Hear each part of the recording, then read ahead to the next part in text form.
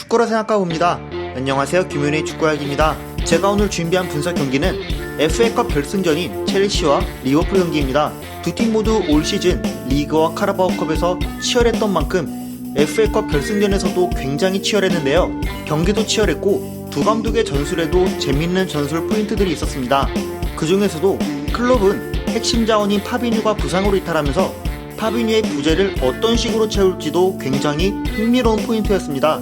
만약 파비뉴가 나왔다면 henderson이 우측으로 이동해서 살라와 아놀드와 함께 합을 맞출 수 있었지만 파비뉴가 나오지 못하면서 henderson이 수비형 미드필더 자리로 이동하고 케이타가 henderson 대신 공격적인 임무를 소화하는 것으로 전술을 설계했습니다. 그래서 리버풀의 후방 빌드업에는 몇 가지 특이점이 있었는데 그중 가장 두드러지게 보였던 점은 티아고와 아놀드 그리고 마네가 내려와서 빌드업에 도움을 준 점이었습니다. 물론 티아고는 파비뉴가 나왔을 때도 내려와서 도와주는 움직임을 많이 가져갔었지만 henderson은 평소보다 낮은 위치에서 플레이해야 했기 때문에 티아고의 도움이 특히 필요했고 티아고가 왼쪽에 위치하고 henderson이 오른쪽에 위치하면서 케이타가 공격적인 임무를 수행하기 위해 전진하되 경기 중 henderson이 오른쪽에서 기점 역할도 때에 따라 해주면서 빌드업 시스템이 유연하게 이루어지도록 만들었습니다. 앞서 말한 빌드업 시스템 부분은 티아고, henderson, 케이타의 터치맵과 히트맵을 보면 알 수 있듯이 티아고는 왼쪽에 더 집중된 흔적들을 볼 수 있는데 henderson은 후방에서 여러 지역에 이동한 흔적을 볼 수 있지만 터치맵이나 히트맵을 통해 오른쪽으로 더 미세하게 더 많이 이동한 부분을 볼 수 있고 케이타도 뒤에 설명드릴 예정이지만 기존에 henderson이 수행하던 공격 임무를 어느 정도 수행하면서 오른쪽에서 균형을 잡고자 했습니다. 또 후방 빌드업 시스템에서 아놀드의 포지셔닝도 굉장히 재밌는 포인트였습니다. 이번 경기에서 가장 특이했던 점은 로버트슨과 아놀드는 공격 상황에서도 적극적으로 참여했지만 후방 빌드업 상황에서는 후방에서부터 철저히 시작하는 움직임이었는데 로버트슨과 반다이크, 코나테까지는 일반 수비 라인처럼 위치했지만 아놀드는 조금 앞서 나가 안쪽으로 좁힌 포지셔닝을 자주 보였습니다. 이쪽에서 아놀드가 포지셔닝을 잡으면 티아고나 마네가 내려오지 않아도 후방에서 henderson이 가져가야 할 양쪽 공간에서 아놀드가 대신 위치해 기점 역할을 해줄 수 있고 전방에 있는 프론트 라인과 간격도 좁힐 수 있었습니다. 특히 아놀드는 이 경기에서 안쪽으로 좁혀 있을 때 첼시의 약점을 노릴 수 있는 숨은 링커였다고 볼 수 있는데요. 여기서 잠깐 첼시 이야기를 하면 첼시는 수비 라인을 높였을 때 5-2-3 형태를 보이지만 알론소가 전진해서 아예 3선에 위치해 4-3-3처럼 보였습니다.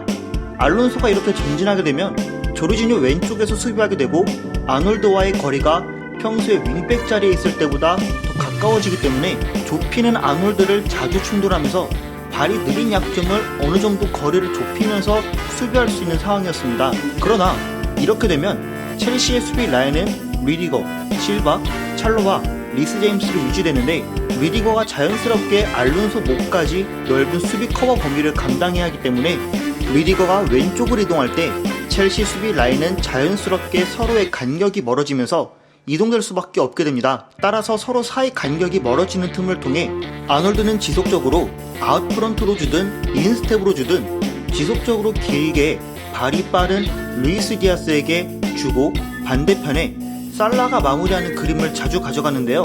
알론소의 전진으로 파생된 부분 외에도 기본적으로 투볼란치는 미드필더가 양쪽이 불안한 구조인데 케이타나 마네가 2선 지역에 위치할 때 첼시의 수비 라인에서 수비수들이 전진해서 수비해야 할 상황들이 있기 때문에 첼시는 사이 공간이 잘 벌어질 수밖에 없었습니다.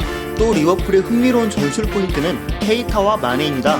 케이타는 henderson의 역할을 대체하기 위해 나왔지만 조금 더 자세하게 보면 두 선수가 보여준 플레이는 결이 다릅니다.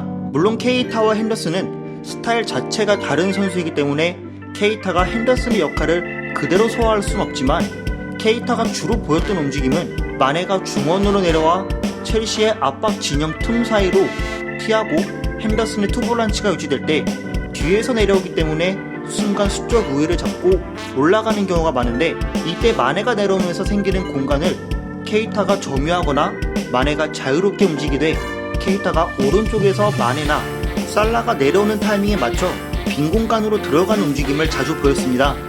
그래서 아놀드가 측면과 안쪽으로 좁혀서 패스 길을 열어준 것처럼 티아고도 좌측면에서 득점을 잡아주는 역할이었는데, 마네가 내려오면서 티아고나 케이타도 적극적으로 이선에서 전방으로 볼을 연결해주거나 공간이 비지 않도록 돌아가는 것이 리버풀 후방 빌드업 시스템의 핵심이었고, 첼시 선수들 사이 공간이 발생할 때마다 적극적으로 첼시 후방 공간을 노리도록 하는 것이 핵심이었습니다. 반대로 첼시는 3-4-3 형태를 보일 때 리버풀이 4-3-3 압박 형태를 보였기 때문에 역삼각형 미드필더 포지셔닝에 양쪽 사이드에 윙백들이 볼 소유할 수 있도록 공간이 나오게 됐는데, 첼시는 이 두 공간을 노리는 패턴들이 많았습니다. 그래서 어느 때보다 첼시 센터백들의 롱패스가 좌우 공간에 윙백들에게 도달해야 하는 게 중요했고, 반대편 전환을 망설이지 말고 센터백을 통해 신속하게 넘겨줘야 리버풀의 전체적인 수비 진영이 이동되는 시간 동안에 공간을 만드는 것이 핵심이었습니다. 때문에 윙백이 넓게 전진하고 상대 풀백을 당겼을 때 마운트나 플리식이 침투해주고, 만약 코나테나 반다이크가 안으로 들어오지 못하게 버텨주면 다시 뒤로 주고 반대로 전환해 사이 공간으로 침투해 안으로 들어가도록 해야 했습니다. 때문에 클롭은 시간이 흐르면서 지역 수비 타이밍일 때는 윙어들을 3-3 라인에 배치해 첼시의 윙백들이 움직일 공간을 막는 것으로 윙어들이 측면에 위치한 포지셔닝을 몇 차례 보이기도 했습니다. 제가 오늘 준비한 분석은 여기까지입니다. 재밌고 유익하게 보셨다면 구독과 좋아요 부탁드리고, 이 경기에 대해 여러분들의 의견도 댓글로 남겨주세요. 감사합니다. 끝.